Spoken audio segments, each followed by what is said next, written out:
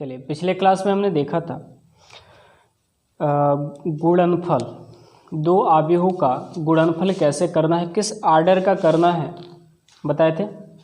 किस आर्डर का मतलब कैसे गुणनफल करना है। हमने सिर्फ गुणनफल का इंट्रोडक्शन सीखा था, कितने टाइप से गुणनफल संभव हो सकते हैं उनको सीखा था। अब हम यूनिट पढ़ेंगे, यूनिट 4.2 के बारे में। ये नए सिलेबस के बेसिस पे आपका जो यूनिट है 3.2 होगा और ओल्ड सिलेबस के मेथड पर 4.2 होगा आपका, ठीक है। अब इसमें एक क्वेश्चन हमने लिखा हुआ है, थोड़ा सा ध्यान से देखेंगे। आपको मैट्रिक्स के कुल प्रकार बताया गया है। मैट्रिक्स के यदि कुल प्रकार आप जानते हो तो इस टाइप से क्वेश्चन आपको लगाने में दिक्कत नहीं होगी। मैट्रिक्स के कुल प्रकार में आपको बताया गया था ये आई क्या है। आई पता है क्या होता है? आई मतलब होता है आइडेंटिफाई मैट्रिक्स। आइडेंटिफाई मैट्रिक्स क्या होता है? तत्समक आव्यूह। और तत्समक आव्यूह आपको बताया गया था कि एक ऐसा आव्यूह होता है जिसके विकर्ण पर, ये एक विकर्ण आव्यूह है, ठीक है। तत्समक आव्यूह एक विकर्ण आव्यूह है और इसमें इसके विकर्ण पर अगर 2/2 का है तो विकर्ण पे 2 एलिमेंट होंगे, 3/3 का है तो विकर्ण पे 3 एलिमेंट होंगे और विकर्ण पर केवल एक आए तो आप समझ जाइएगा वो आइडेंटिफाई मैट्रिक्स है। कहीं कहीं पे ऐसे लिख देता I2, बच्चे कंफ्यूज हो जाते हैं कि I2 क्या है।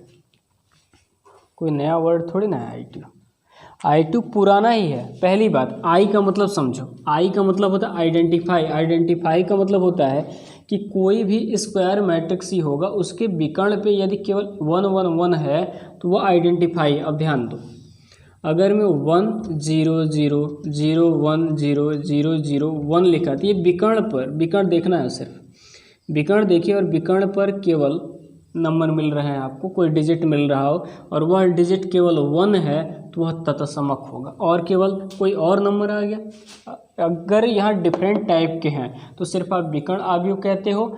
और यदि यहाँ कोई और जैसे 5 5 5 आ गया तो वो स्केलर मैट्रिक्स हो जाता है, मतलब अदिश आव्यूह।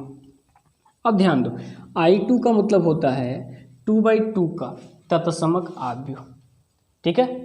I2 का मतलब होता है 2/2 का तत्समक है, तो 2/2 का मतलब 1 0 0 1 बोले 2/2 का हुआ। और I3 कहीं लिखा है तो आप समझ जाइएगा 3/3 का, ये रहा 3/3 का।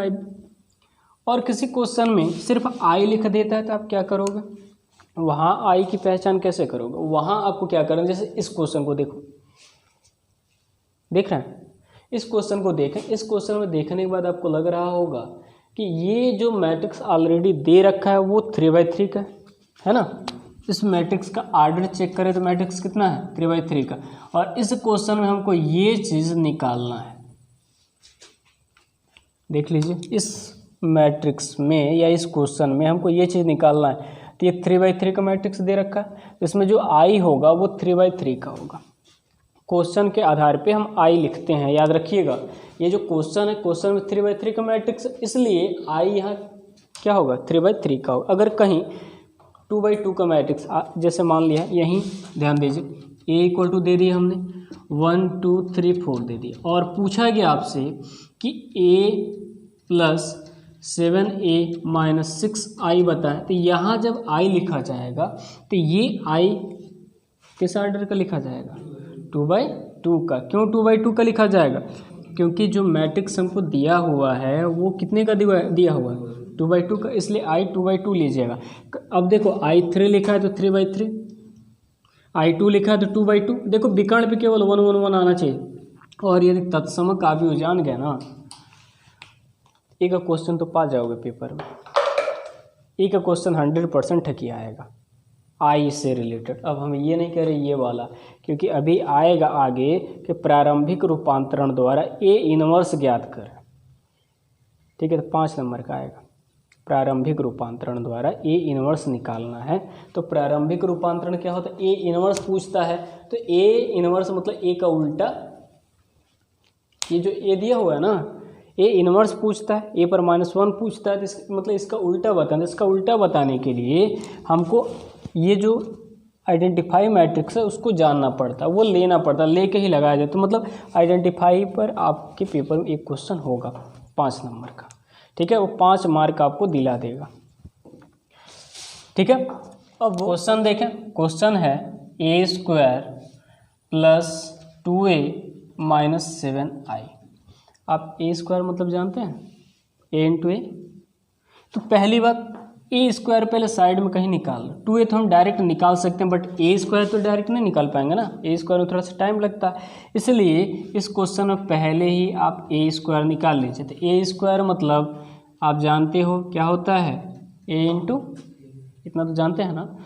अब a × a हो गया, आइए a की वैल्यू पुट करते हैं। a × a, ध्यान देना, 2 0 -1 2 3 -2 0 -2 5 और इंटू फिर a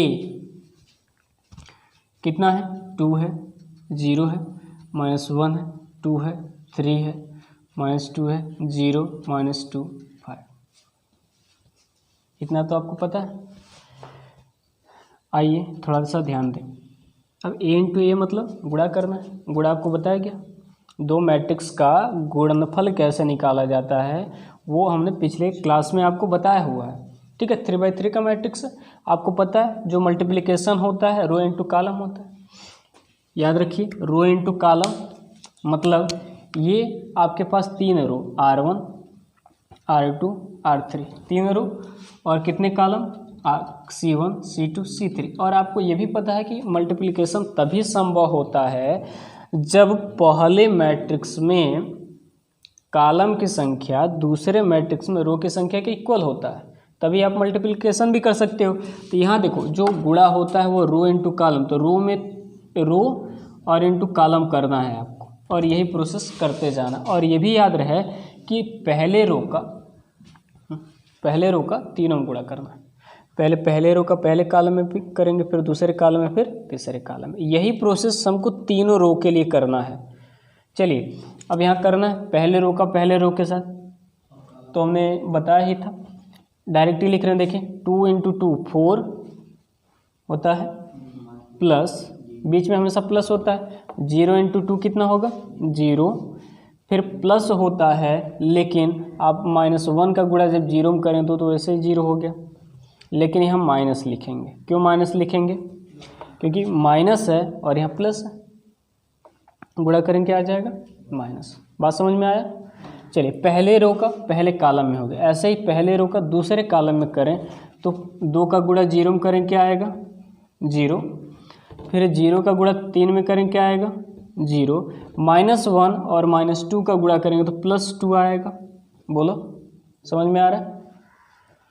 ऐसे ही अब पहले रो का तीसरे कॉलम में भी करना है, तो आइए 2 × -1 बताएं कितना होगा, -2 होगा। देखो ये प्लस है, ये माइनस है, माइनस। अब 0 का गुणा -2 में करना है तो -0 लिखेंगे। क्यों -0, क्योंकि 0 यहाँ प्लस है और ये जो चिन्ह है माइनस है, तो पहले चिन्ह का गुणा होता है, ठीक है, सिंबल ऑफ पहले मल्टीप्लिकेशन। तो देखो ये प्लस ये माइनस, -0 हो गया। अब -1 का -5 में कर दो, तो -1 × 5 -5 हो जाएगा, -1 का हो गया। अब यही प्रोसेस आपको रो 2 के लिए भी करना है। चलिए अब रो 2 लीजिए और सब में कर दीजिए, तो 2 × 2 4 प्लस 3 × 2 6 -2 × 0 -0, ठीक है। फिर यही प्रोसेस इसके लिए, देखिए 2 × 0 0, 3 × 3 +9 -2 और -2 +4 होगा। चलिए अब यही प्रोसेस इसके लिए, देखो 2 -1 -2 3 -2 -6 -2 और +5 -10 हो जाएगा। नेक्स्ट वही 0 × 2 0 -2 अब +2 -4 हो जाएगा ना। ये कितना है 5, ठीक है, 5 + 5 + 0 +0, 5 का गुणा 0 में करोगे 0 आ जाएगा। ऐसे ही फिर इसमें करिए 0 × 0 0 देख ले, फिर -2 और +3 तो -6 होगा। 5 माइनस 2 माइनस 10, बोलो ये प्लस ये माइनस है। उसके बाद इसका हो गया, फिर लास्ट 0 माइनस 1 माइनस 0, याद रहे माइनस 0, माइनस 2 और माइनस 2 प्लस 4, 5 अब प्लस 5 प्लस 25 हो गया।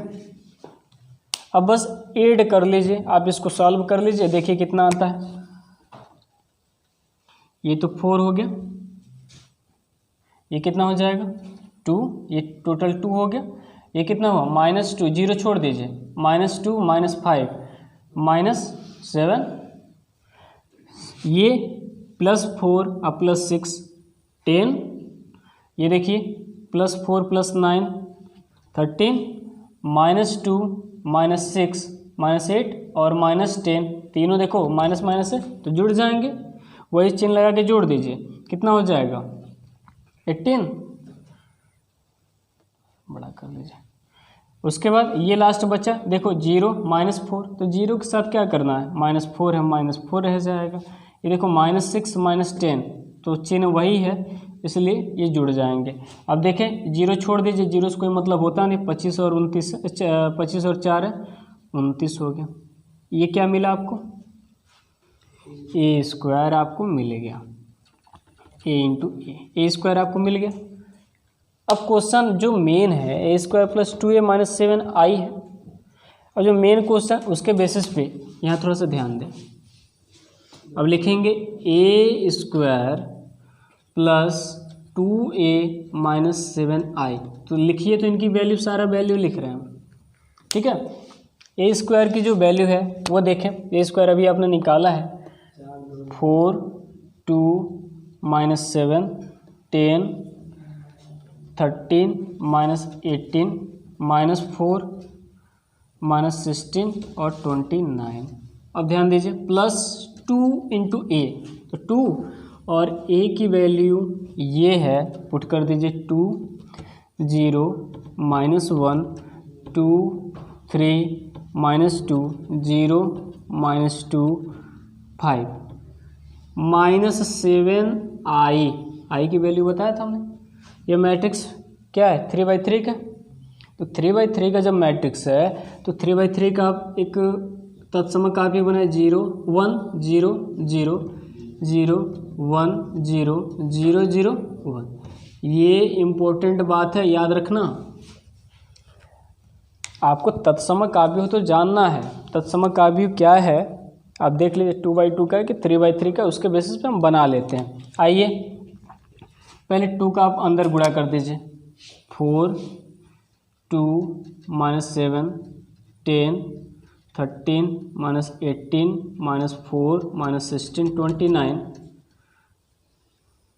ये हमारा मैट्रिक्स है। और प्लस 2 का पहले अंदर आप गुणा कर लीजिए, कितना होगा 4 0 माइनस 2 4 6 माइनस 2 0 माइनस 2, हाँ यहाँ देखो मल्टीप्लिकेशन करना छोड़ दिए, 2 दूना 4 2 3 6, फिर माइनस 4, यहाँ 0 माइनस 4 और 10 हो जाएगा, सब में करना है।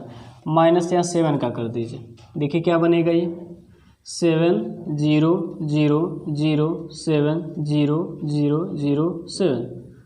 अरे जहाँ अंक है उसी में गुणा हो पाएगा, आगे 7 है, 7 का हमने सब में गुणा कर दिया। अब क्या करना है आपको, प्लस वाले को ऐड कर दीजिए, माइनस वाले को माइनस कर दीजिएगा। प्लस वाले को चलिए ऐड करते हैं, ध्यान दीजिए इन दोनों को पहले ऐड कर रहे हैं, क्या लिखेंगे आप 4 + 4, समझ रहे हैं, डायरेक्ट ही कर लें, 4 + 4 8, ठीक है, 2 अब प्लस 0 2, -7 और -2 -9 हो जाएगा, इन होगा -7 है और -2 है, -9 हो गया।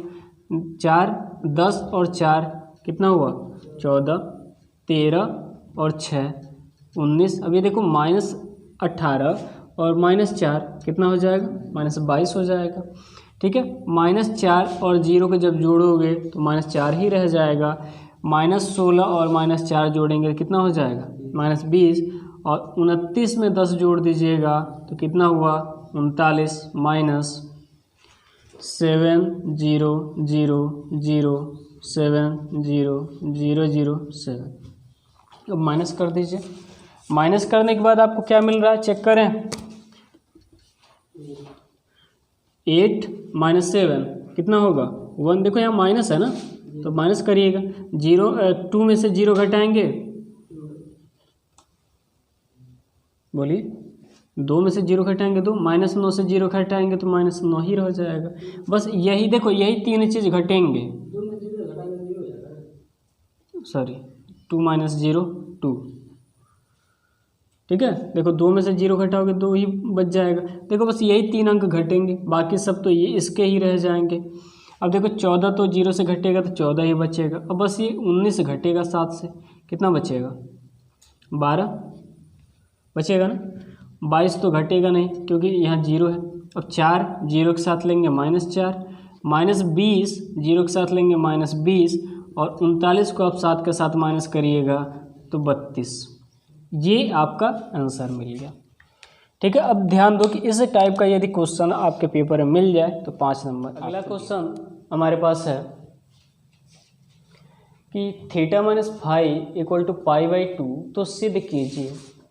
क्वेश्चन आप देख रहे हैं, आपको पता है कि एक एक क्वेश्चन आपको बताया नहीं जा सकता। आपके पास NCERT बुक है, बालाजी वाली बुक है, और डॉक्टर मनोहर रे वाली जो भी बुक है, आप उनसे सारे क्वेश्चन लगाने का प्रयास करें। एक ही टाइप के सारे क्वेश्चन मिलते हैं। जो डिफरेंट टाइप के जो हार्ड क्वेश्चन हम उसको आपके बुक से NCERT वाले या फिर बालाजी या मनोहर और भी जो हंस प्रकाशन अदर प्रकाशन की जो बुक चल रही है, हम यही प्रयास करेंगे कि जो हार्ड क्वेश्चन लग रहा है अपने बेसिस पे वो आपको बताने का प्रयास करेंगे। बाकी सिंपल जो क्वेश्चन है 2/2 का, बस मल्टीप्लिकेशन होगा, एडिशन होगा, वो आप लगाने का प्रयास करेंगे, ठीक है।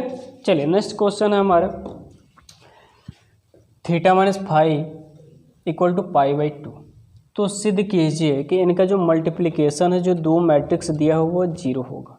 मल्टीप्लिकेशन में एक बात याद रखना, आर्डर भी इम्पोर्टेंट रखता है, ठीक है। आर्डर बहुत इंपॉर्टेंट होता है। यदि आर्डर मिस्टेक हो गया, कहीं कहीं तो ऐसे क्वेश्चन ही दे देता है कि क्या मल्टीप्लिकेशन दे दिया, बाय द वे 1 नंबर का क्वेश्चन आया और ऐसे मल्टीप्लिकेशन दे दिया और कहता है इनका गुणनफल ज्ञात कीजिए 1 नंबर के क्वेश्चन में। तो हम सोचते हैं 3/3 का दे दिया, यहाँ 1/2 का ही मैट्रिक्स दे दिया, ठीक है। यहाँ मान लो 3/3 का मैट्रिक्स, यहाँ 1/2 का 2 मैट्रिक्स दे दिया, और 1 नंबर का क्वेश्चन हम सोचेंगे ये तो कम से कम 5 नंबर आना चाहिए। मतलब मल्टीप्लिकेशन फटाक से कर देते विदाउट आर्डर के। तो यही कह रहे हैं ना, पहले आर्डर देखिए, आप आर्डर देखिए। आर्डर में यदि ये मल्टीप्लिकेशन करने लायक है, गुणन करने लायक है, तभी गुणन होगा। और उसकी विशेषता आपको बताया गया था कि पहले मैट्रिक्स का, मान लो मैट्रिक्स ए है तो पहले मैट्रिक्स का क्या देखते हैं कॉलम, और दूसरे मैट्रिक्स का क्या देखते हैं रो। ये इक्वल होना चाहिए, यानी पहले मैट्रिक्स का कॉलम दूसरे मैट्रिक्स का रो इक्वल है, तभी मल्टीप्लिकेशन हो पाएगा। तो इसमें देखो कितने कॉलम है 1 2, और इसमें कितने रो हैं 2, और गुणा संभव है। ये तो 2/2 का गुणा होना ही होना, सेम आर्डर है तो गुणा होना ही होना है। तो ये बात भी ध्यान रखिएगा। 1 नंबर में आ गया और ये 3/3 का बना दिया और एक 2/2 का बना दिया, तो वहाँ गुणा हो नहीं पाएगा। तो आप सिर्फ लिखोगे वहाँ कि इनका आर्डर इक्वल नहीं है, यानी कि पहले मैट्रिक्स का जो स्तंभ है दूसरे मैट्रिक्स के स्तंभ के बराबर नहीं है, इसलिए इनका गुणन संभव नहीं है। बस ये लिखना है। नहीं तो आप लोगों गुणा करने पता चले कि 3 घंटा वही में ख़त्म हो जाए, नहीं हो जाता है गुणा। यहाँ गुणा करने लगे 3/3 का 2/2 का, तो गुणा करना शुरू कर दे बिना आर्डर के। चलें अब इस क्वेश्चन को सॉल्व करते हैं हम लोग। देखिए लेफ्ट हैंड डायरेक्शन पहले ले लें, ये प्रूव करने वाला क्वेश्चन है कि इसको प्रूव करके हम 0 लाएंगे। और ये भी याद रखिएगा, ये दिया हुआ, ये नोट कर लीजिए कि ये चीज़ ऑलरेडी हमको दे रखा है। सॉल्व करने के बाद कहीं अगर में θ - फाई मिलता है तो उसके स्थान पे आप π/2 पुट कर दीजिएगा। मतलब θ - फाई को हमको रिप्लेस कर देना π/2 से। मिलता है तब, नहीं मिलेगा तो छोड़ दीजिएगा। आइए पहले करना है, लिखिए cos² theta, cos theta into sine theta, यहाँ है cos theta into sine theta, sin² theta, ठीक है। फिर इसको लिखिए cos² थीटा, फाई है into sine phi cos phi into sine phi sine square phi. ये दो मैट्रिक्स दिया हुआ है, लेफ्ट हैंड डायरेक्शन लिखा हमने, देखो ये इनका मल्टीप्लिकेशन जीरो लाना है प्रूव करके, लेफ्ट हैंड डायरेक्शन हमने ले रखा है। ठीक है, अब ध्यान दीजिए, आपको तरीका तो पता है कैसे करना है, रो इनटू कॉलम। तो रो का पहला एलिमेंट कॉलम के पहले एलिमेंट के साथ, रो का दूसरा एलिमेंट कॉलम के दूसरे एलिमेंट के साथ, ठीक है, और ऐड होता जाएगा। तो इसका कास स्क्वायर थीटा का कास स्क्वायर फाई के साथ करेंगे तो cos square theta into cos square phi. आप ये सोच रहे हैं मल्टीप्लिकेशन ये 4 क्यों नहीं हो रहा है, तो आप चेक करें, यहाँ थीटा है, यहाँ क्या है, फाई है ना, थीटा है और फाई है, तो थीटा और फाई भी ध्यान दीजिएगा, ये थीटा है ये फाई है, तो बस साथ में लग जाएगा। पहले का पहले में हो गया, ठीक है। अब दूसरे का दूसरे में करेंगे, प्लस प्लस रहता है बीच में, पहले का पहला फिर दूसरे का दूसरा, तो क्या लिखेंगे आप, cos theta into sine phi. इसका देखिए, इस पूरे का आपको इस पूरे के साथ करना है, देखो इतना हो गया प्लस इतना होगा ना, तो कितना होगा ये, इंटू देखो इसका इसमें करना, इंटू कास फाई और साइन फाई। बोलिए समझ में आया। पहले रो का पहले कॉलम में हो गया, फिर पहले रो का दूसरे कॉलम में यही सामने करेंगे। अब इसका इसमें करिए, पहले क्या लिखेंगे, cos square theta into cos phi sine phi. ये भी आपको समझ में आ रहा होगा, इसका इसमें होगा और इसका इसमें होगा, तो इसका इसमें करिए, प्लस बीच में प्लस रहता है, ये भी ध्यान देते जाएंगे, प्लस रहेगा cos theta sine theta into sine square phi. पूरा समझ में आ रहा है, पहले का पहले में प्लस दूसरे का दूसरे में, फिर पहले का पहले में प्लस दूसरे का दूसरे में, हो गया। पहले रो का दोनों कॉलम में हो गया। उसी टाइप से नीचे दूसरे को पकड़िए, पहले कॉलम में करिए, तो देखिए इसको पकड़ रहे हैं, इसमें करेंगे, क्या मिलेगा हमको, cos theta sine theta into cos square phi. देखो इसका इसमें प्लस इसका इसमें sine square theta into cos phi sine phi, ठीक है। फिर इसका इसमें कर दीजिए, तो इसका इसमें करिए, देखिए क्या मिलता है, cos theta into sine theta into cos phi sine phi. पहले का पहले में प्लस दूसरे का दूसरे में, प्लस क्या मिलेगा, sine square theta into sine square phi. मिला, दो मैट्रिक्स तैयार। अच्छा एक चीज़ बताइए, इस पहले वाले में देखिए कुछ कॉमन आपको मिलेगा, थोड़ा सा ध्यान दीजिएगा। यहाँ देखें इसमें और इसमें कुछ कॉमन बताएं, कास थीटा भी है होगा, कास स्क्वायर फाई तो कास फाई भी है, यानी कि यहाँ पहले से हम कॉमन ले रहे हैं कास थीटा कास फाई। बताएंगे यहाँ क्या बचेगा, cos theta cos phi plus cos theta तो निकल चुका है, क्या बचा, साइन थीटा इंटू साइन, यहाँ देखो फाई है ना, कास फाई है, ठीक है। साइन थीटा निकल चुका है, कास फाई निकल चुका है, तो साइन थीटा बचा और साइन फाई बचा, ध्यान दीजिएगा ये चीज़। उसके बाद यहाँ भी देखिए कुछ कॉमन मिल रहा है आपको, इसमें भी सर्च करें तो कास स्क्वायर थीटा है, तो कास थीटा मिल गया हमको, पहले ही मिला। फिर साइन फाई भी देखिए, यहाँ साइन फाई भी मिल जाएगा, यानी कि हमको कॉमन मिला cos theta into sine phi मिल गया। अब बताइए बचा क्या है, कास थीटा प्लस, ध्यान दीजिए, कास थीटा कास फाई बचा ना, नहीं कास थीटा बचा, एक ही कास थीटा कॉमन लिए तो कास थीटा निकल गया, कास फाई बच गया, कास थीटा कास फाई भी बचा, देखो कास थीटा एक ही निकलेगा, कास फाई एक बच गया, ये कॉमन हो चुका है। प्लस यहाँ क्या निकल चुका है, कास निकल चुका है, साइन थीटा बचा और इंटू साइन फाई भी बचा। क्यों साइन फाई बचा, दो बार है ना, तो एक बार तो निकल गया, एक बार बच जाएगा। ऐसे ही यहाँ भी देखें कुछ कॉमन मिल रहा है तो बता दें हमको, बताइए। कास थीटा नहीं मिलेगा, साइन थीटा मिल रहा है, मिला, और कास फाई मिल रहा है, यानी कि कॉमन यहाँ मिला हमको साइन थीटा कास फाई। अब देख के बताएं क्या बच रहा है, ये भी देखते रहें क्या बच रहा है। देखिए यहाँ से आपने साइन थीटा कॉमन ले लिए, बचा क्या, कास थीटा, और कास साइन तो कॉमन हो चुका है, कास भी एक बार कॉमन हुआ तो एक बार बच गया, क्या बचा, कास फाई। बोलो बचा।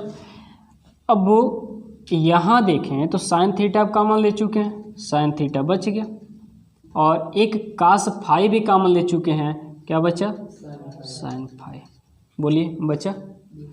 यहाँ भी उसी टाइप से कुछ सर्च करें तो कॉमन में देखें साइन थीटा पहले ही मिल गया, मिल गया, और साइन फाई भी मिल गया, देख लीजिए मिला ना।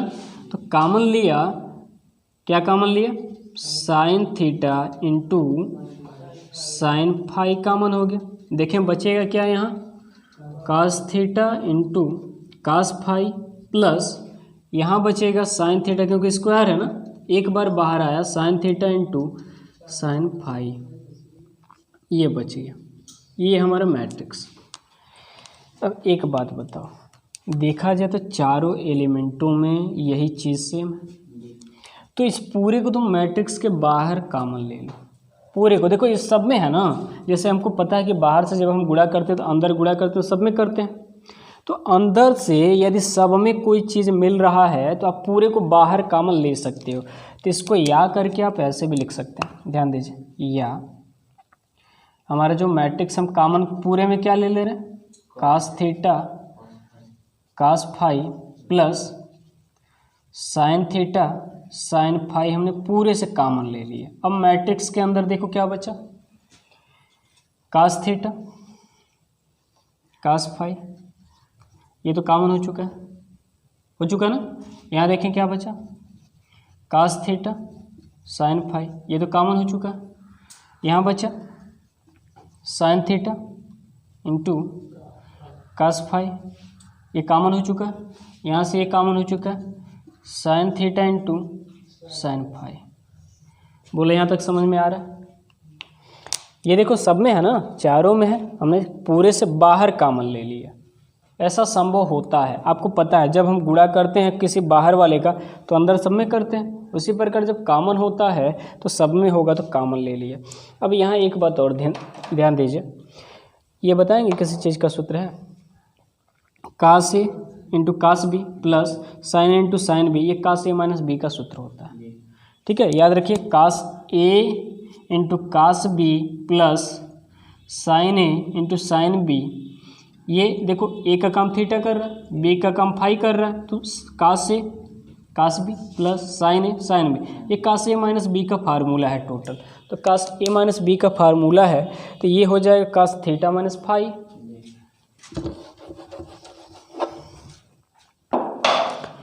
ये हो जाएगा,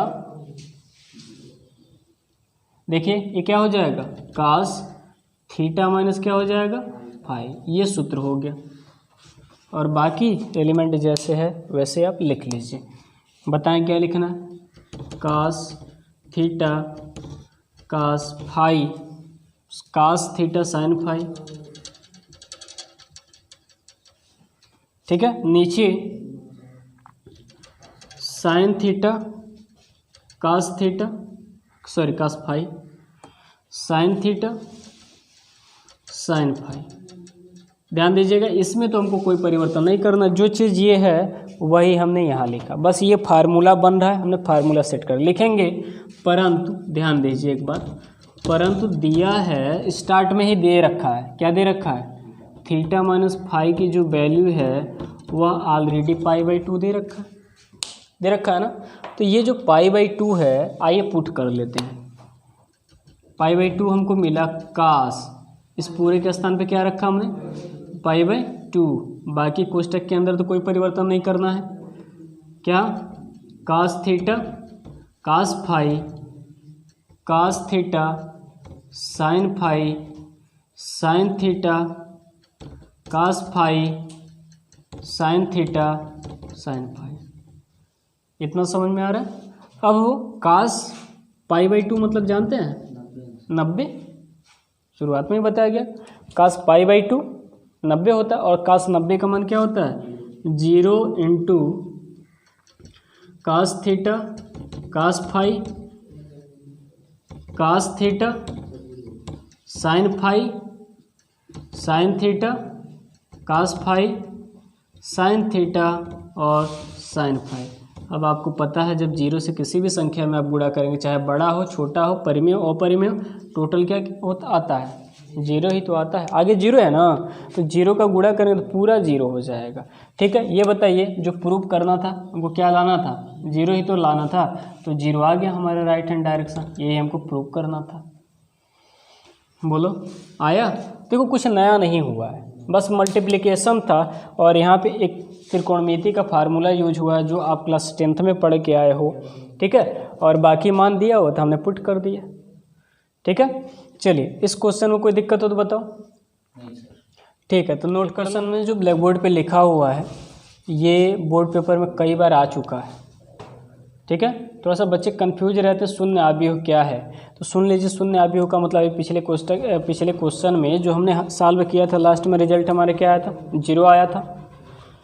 जीरो आया था लास्ट वाले में ना, तो वही शून्य आव्यूह है। कहने का मतलब ये कि एक ऐसा मैट्रिक्स हो जिसमें सारे एलिमेंट जीरो हो। ठीक है, मान लो हम 2/2 का मैट्रिक्स बना रहे, सिर्फ 0 0 0 आए तो वो शून्य आव्यूह कहलाता है। तो हमको कह रहे कि प्रूव करिए कि A इंटू बी जो है वो शून्य आव्यूह है। ठीक है, शून्य आव्यूह मतलब A क्रॉस B निकालिए, A गुणे B निकालिए और मैट्रिक्स के सारे एलिमेंट जीरो हो जाए तो शून्य आव्यूह हो जाएगा। आइए शून्य आव्यूह चेक करते हैं। अब देखो A इंटू बी बताना है हमको। ठीक है, यानी कि क्या प्रूव करना, बात सुन लीजिए। A इंटू बी हमको प्रूव करके लाना, यही चीज़ प्रूव करना है, ये प्रूव करना आपको। ठीक है, यही शून्य आव्यूह है, ये जीरो मैट्रिक्स है, जीरो मैट्रिक्स है ये। ठीक है, याद रखना ये जीरो मैट्रिक्स, क्योंकि इसमें जीरो के अलावा कोई और एलिमेंट है क्या, नहीं ना, तो ये जीरो मैट्रिक्स हुआ। अब आइए इनका मल्टीप्लिकेशन चेक करते। क्या ए बी मतलब A गुणे B, तो A इंटू बी देखें 1 -1 -1 1 इंटू B 1 1 1 1। अब आइए इनका मल्टीप्लाई करते हैं। आपको पता है रो इंटू कॉलम, तो रो 1 इंटू 1 1। अब बीच इसका जब करेंगे तो माइनस आ जाएगा, नहीं आ जाएगा, इस पहले रो का पहले कॉलम में, फिर पहले रो का दूसरे, तो 1 इंटू 1 1, फिर -1 इंटू 1 -1, इसका करें तो -1 इंटू 1 -1 प्लस 1, फिर इसका इसमें करें तो -1 और प्लस 1। बोलिए, अब एक माइनस एक प्लस वैसे ही दिख रहा है आपको, यानी कि 1 -1 0 1 -1 0 -1 प्लस 1 0 और ये भी 0। बताइए A इंटू बी आपको क्या मिला, एक ऐसा मैट्रिक्स मिला जिसका सारा एलिमेंट जीरो है। अतः लिख देंगे जो A इंटू बी आप निकाला A B वह शून्य आव्यूह होगा, शून्य आव्यूह है, यही हमको बताना था। ठीक है, इसमें देखो हमने कहा ना कि सारा क्वेश्चन आपको नहीं बताया जा सकता है, जो इम्पोर्टेंट क्वेश्चन दिख रहा है हम वो बता रहे हैं, बाकी सारे क्वेश्चन आप लगाते रहे। अगर आपको लग रहा है कहीं दिक्कत है तो बताइए हमसे। कोई भी प्रकाशन की बुक आपके पास यदि मैट्रिक्स का कोई क्वेश्चन है तो आप प्रयास करें, लगता है तो ठीक है, नहीं तो आप लेके आइए, बताया जाए किसी प्रकाशन का हो। ठीक है, चलिए नोट करना है, नोट कर लीजिए, बाकी हम अगले वीडियो में मिलते हैं। अब इसी चैप्टर में 1-2 सवाल और बचा है, आज का वीडियो लंबा हो जाएगा, इसलिए नेक्स्ट वीडियो में फिर मिलते हैं।